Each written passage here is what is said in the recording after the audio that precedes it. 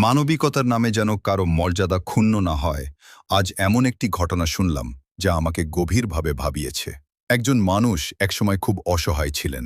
একটি সামাজিক সংগঠন তাকে একটি ঘর নির্মাণ করে দিয়েছিল। আলহামদুলিল্লাহ, পরিশ্রম আর সময়ের ব্যবধানে আজ তিনি স্বাবলম্বী। সংসার গুছিয়েছেন, কিছুদিন আগে নিজের মেয়ের বিয়েও দিয়েছেন।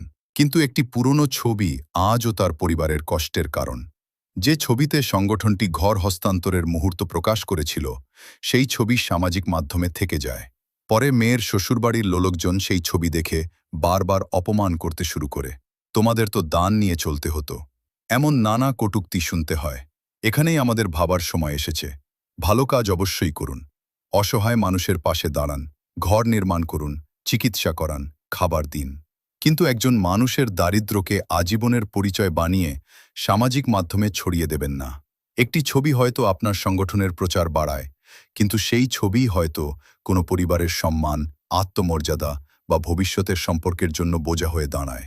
সত্যিকারের মানবতা শুধু সাহায্য করার মধ্যে নয়, সাহায্যপ্রাপ্ত মানুষের সম্মান ও গোপনীয়তা রক্ষা করার মধ্যেও রয়েছে। দেশের সকল সামাজিক সংগঠনের প্রতি বিনীত অনুরোধ, সহায়তার ছবি প্রকাশ করার আগে অন্তত একবার ভাবুন। সম্ভব হলে মুখমণ্ডল অস্পষ্ট করুন, পরিচয় গোপন রাখুন, অথবা অনুমতি নিয়ে প্রকাশ করুন। দান এমনভাবে করুন যাতে মানুষ কৃতজ্ঞ থাকে, লজ্জিত নয়।